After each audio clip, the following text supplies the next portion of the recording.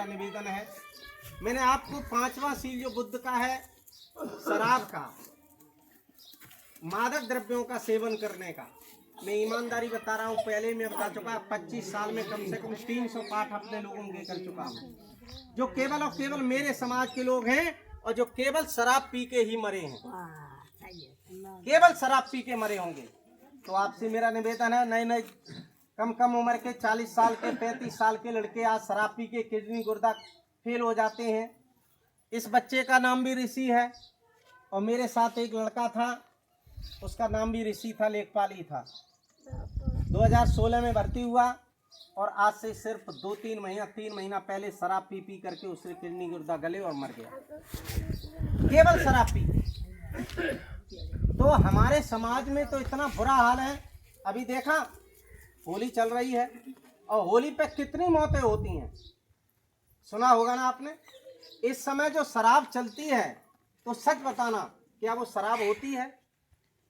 लोग प्याल का पानी होता है ना, जो धान का प्याल होता है, उस प्याल के पानी को पीला करते हैं, उसमें मेंडेक्स मिला देते हैं और वो सीधी शराब बन जाती है और वो तुम्हें पीने को मिलती है।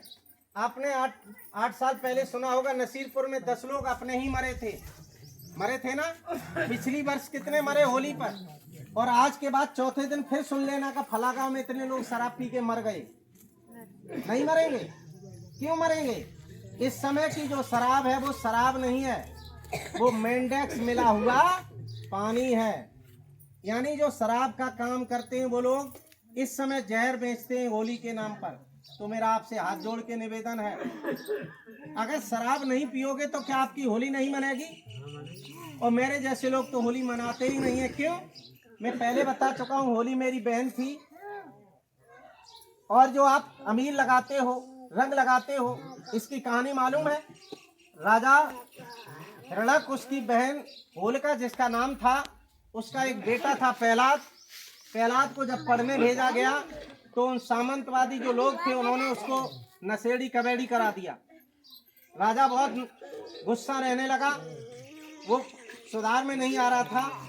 वो हर समय, आपका भी बच्चा देखा, जब दिमाग से विचलित हो जाए, नशेड़ी हो जाए तो दिमाग से विचलित हो ही जाएगा। यही प्रहलाद के साथ हुआ। प्रहलाद की बहन, जो प्रहलाद की बुआ जो होलिका थी, उसकी शादी तय होती है और उसने अपनी भाभी से पूछा कि भाभी आज मेरा भतीजा प्रहलाद इकलौता नहीं दिखाई दे रहा है, कहाँ है वो? तो पता चला कि वो घर से बाहर है। तो वो सोचती है कि आज मैं कल चली जाऊंगी, आज मैं भोजन लेके जाऊं, अपने भतीजे को खिलाऊं। और जैसे ही वो भतीजे को भोजन खिलाने आगे जाती है, रास्ते में कुछ उपद्रवी लोग मिलते हैं, कुछ अत्याचारी लोग जो राजा से टसल मानते थे वो मिलते हैं और वो होलिका के पूछने पर कि मेरा भतीजा प्रहलाद कहाँ है, बताते हैं कि आगे है, कहीं है, जो भी बताते हैं। और आगे चल के जब आगे और होलिका बढ़ती है तो वही उपद्रवी लोग उस होलिका के साथ में अत्याचार करते हैं।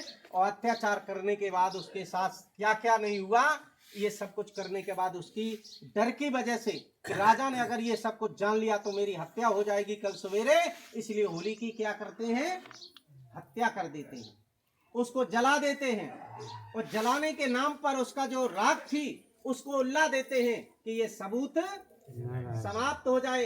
आज भी होली जलने के बाद क्या होता है, राख उड़ाई जाती है। वही है ना होलिका की, आज राख को सबूत मिटाने के लिए खत्म करते हैं।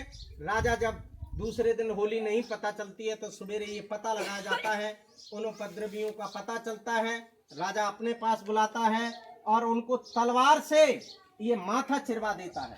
जो अबीर लगाते हो ना, अबीर का मतलब है अमाने नहीं, वीर माने वीर। अबीर का मतलब अमाने नहीं और वीर माने वीर। इसका मतलब ये कौन है, कायर है। तो राजा ये माथा उनका चिरवा देता है जो आप अबीर लगाते हो।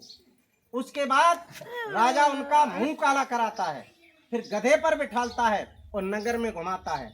और जब नगर में घुमाता है रोज उस पर कीचड़ फेंकते हैं, कोई जूते फेंकते हैं, कोई गंदा गोबर फेंकते हैं। आज भी तो यही करते हैं ना आप लोग। धीरे धीरे बंद हो गया ना, देहात में अब बंद हो गया, शहरों में भी बंद होता जा रहा है, क्योंकि हमारे लोग अब समझदार होते जाते, होली की कथा को अब नहीं मानते हैं। हमारे जैसे लोगों के घरों में तो होली पे कुछ भी नहीं होता है। मैं इतना आपके सामने खड़ा हूँ, मेरे किसी ने रत्ती भर अमीर नहीं लगाया। क्यों? मैं वीर हूँ, मैं कायर नहीं हूँ। हाथ जोड़ के विनती है, होली हमारी बहन थी, आदिवासी थे हम लोग, हमें होली बिल्कुल नहीं मनानी चाहिए। हमें क्या मनाना चाहिए?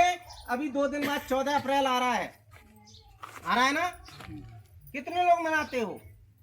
कितनों के घरों में खीर पूड़ी बनती है? बताओ बहनों, कितनों के घरों में बाबा साहब की फोटो लगा के अगरबत्ती मोमबत्ती लगाई जाती है? लगाते हो? कोई लगाते हो ना?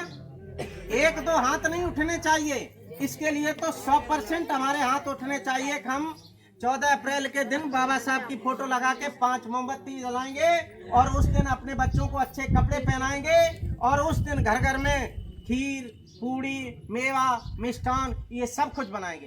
क्यों? उससे बड़ा हमारे लिए कोई दूसरा त्योहार हो ही नहीं सकता। बाबा साहब अगर ना आए होते तो ये साड़ी मिल जाती भाइयों। अरे बाबा साहब ने बहनों तुम्हारे लिए ही अपने कानून मंत्री पद से इस्तीफा दिया था। सबसे पहले हिंदू कोड बिल तुम्हारे लिए लाए थे और जब वो हिंदू कोड बिल नहीं माना गया तो बाबा साहब ने अपने पद से इस्तीफा दे दिया और वही हिंदू कोड बिल आज धीरे धीरे लागू होकर इन बहनों को जो आज 50% कोटा मिल रहा है, आज जो बराबरी का हक मिल रहा है, आज जो खेती में तुम्हें बहनों अधिकार मिल रहा है, ये सब कुछ किसने दिया? किसने दिया?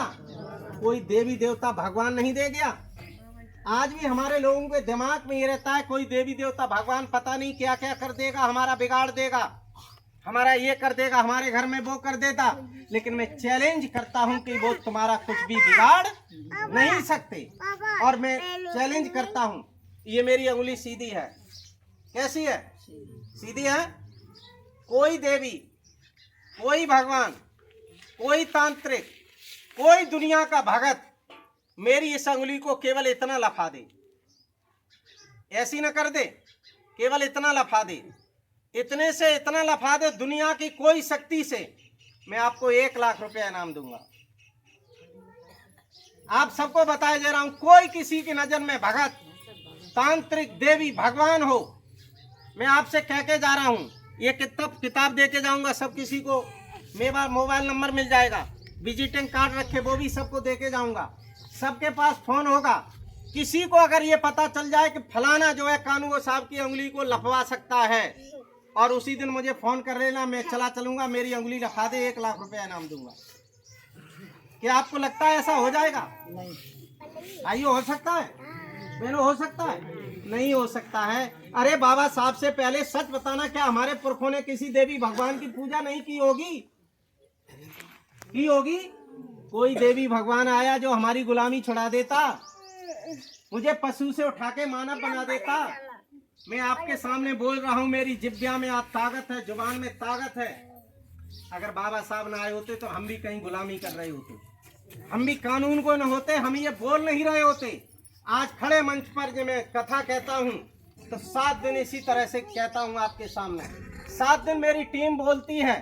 क्या बाबा साहब ना आए होते तो वो मंच मुझे मिल सकता था, जुबान में ताकत मिल सकती थी, इन बहनों को साड़ी मिल सकती थी, आपको पैंट शर्ट कोट मिल सकता था, ये मकान दुकान गाड़ी 4 व्हीलर मिल सकती थी। लेकिन बड़े शर्म की बात है, घरों में जब जाके देखते हैं तो सारे देवी देवता भगवान मिलते हैं, लेकिन बाबा साहब, इससे बड़ी और कोई दुख की बात नहीं हो सकती है। तो मैं आपको सचेत करके जा रहा हूं, अगली 14 अप्रैल पर निश्चित सभी लोग अपने अपने घरों में फोटो लाना और एक मोमबत्ती अगरबत्ती लगा के मेवा मिष्ठान के साथ जरूर मनाना, क्योंकि इससे बड़ा हमारे लिए कोई दुनिया में भगवान नहीं है। बाबा साहब हमारे लिए पहले भगवान हैं। माँ बाप के बाद दर्जा अगर कहीं दुनिया में है तो बाबा साहब का है। हम बाबा साहब के इतने दीवाने हैं, हम बाबा साहब की जब बात करते हैं तो निश्चित आंखों से आंसू आने लगते हैं। वही बाबा साहब जब घर में डेड बॉडी रखी होती है और बाबा साहब को लंदन जाना होता है, बाबा साहब जानते हैं कि अगर हम लंदन नहीं पहुंचे कॉन्फ्रेंस में तो ये गांधी नेहरू इत्यादि लोग जा करके हमारे लोगों के जो हक हैं वो सारे के सारे खत्म करा देंगे। डेड बॉडी रखी होती है, बाबा साहब अपनी अटैची उठा करके वो चल देते हैं। बड़े भैया आनंद राव कहते हैं, बाला राव कहते हैं, हे भीम तू कैसा बाप है, बच्चे की डेड बॉडी घर पे रखी है और तू घर में डेड बॉडी छोड़ के चल दिया। तो जानते हो बाबा साहब ने क्या जवाब दिया था? हे भैया, अगर मैं इस एक बच्चे के लिए आज मैं यहाँ रुक गया तो इस भारत के करोड़ों बच्चे इसी तरह से रोज मरते रहेंगे, इसलिए मैं रुक नहीं सकता भैया। और बाबा साहब लंदन चले गए। आपने कभी कथा में सुना होगा कि जब रोहित मर गया तो उसकी माँ ने जो आधी साड़ी फाड़ के उसकी लाश पर डाली थी, सुना होगा ना? लेकिन आपको किसी ने आज तक नहीं सुनाया बाबा साहब चले गए तो उस रमाबाई ने अपनी आधी साड़ी फाड़ के उस बेटे पर डाली, नहीं सुना होगा ना? बहुत दुख भरी कहानियां हैं बाबा साहब के जीवन की और रमाबाई की। कभी मौका लगा तो कथा के माध्यम से आपको सुनाएंगे, और कभी अगर मौका लगता है तो बुला लेना। हम लोग पैसे के पीछे कथा नहीं कहते, क्योंकि हमारी टीम में सभी टीचर हैं, सभी मास्टर हैं, सभी अपना अपना धंधा करने वाले हमारे जैसे लोग हैं। हम मिशन के काम को करने के लिए कथा को आपको जगाने के लिए कथा कहते हैं, और 6 दिन में आपके दिमाग को बिल्कुल खोल के जाते हैं। बिल्कुल आपका दिमाग जो पूरब चलता है वो पश्चिम में करके जाते हैं, आपके गांव में बिल्कुल जागृति करके जाते हैं। कभी मौका लगे तो बुलाना, कभी जरूरत पड़े तो 1 दिन 2 दिन 10 दिन 7 दिन 4 दिन जितनी भी जरूरत है। ये कोई जरूरी नहीं है कि 7 दिन की कथा कराओ, 2 दिन 3 दिन भी करा सकते हो। ये तो बात रही जागने की। इसलिए मेरे भाइयों, निश्चित तरीके से कहीं न कहीं हम इन बातों को समझें। तो सबसे पहली चीज़ है कि हम लोग खान पान बदलें, और जब खान पान बदल जाएगा तो निश्चित तरीके से हमारा जीवन अच्छा बन जाएगा। और जब अच्छा बन जाएगा, मैंने ये आपका वीडियो बना लिया है और ये 24 मिनट का वीडियो बन गया है। ठीक शाम को 6:30 बजे आपको मेरा SK शिरोमणि चैनल है, मैंने पहले बता दिया। और जिसके पास ये किताब होगी, इस पर देखिए कोने में लिखा है यूट्यूब चैनल SK शिरोमणि, ये लिखा हुआ है SK शिरोमणि चैनल। और आप लोग जितने भी सभी के पास मोबाइल है, इसमें आपका कोई पैसा तो लगना नहीं है। मोबाइल खोल के मोबाइल पर जब आप लोग बोलोगे SK शिरोमणि, तो मेरे नाम का अकेला ही चैनल है। स्पेलिंग डालोगे तो SK और शिरोमणि लिख देना, SHIROMANI, तो मेरा ही चैनल खुलेगा, कोई दूसरा चैनल नहीं खुलेगा। मेरा फोटो लगा होगा, उसको सब्सक्राइब करना। और ये आप लोगों का जो मैंने वीडियो बनाया, ये वर्षों के लिए क्या हो जाएगा, अमर हो जाएगा। जब तक यूट्यूब चैनल रहेगा तब तक आपका फोटो रहेगा, और ये बच्चे का फोटो रहेगा, आप लोगों का फोटो रहेगा, आपके लोकपुरा नाम का गांव का नाम अमर रहेगा। मैं उसमें लिखूंगा कि लोकपुरा गांव में ऋषि की आज परित्राण पाठ में इतने लोग शामिल हुए, और आपका फोटो भी लगा होगा, उसमें मेरा भी फोटो होगा।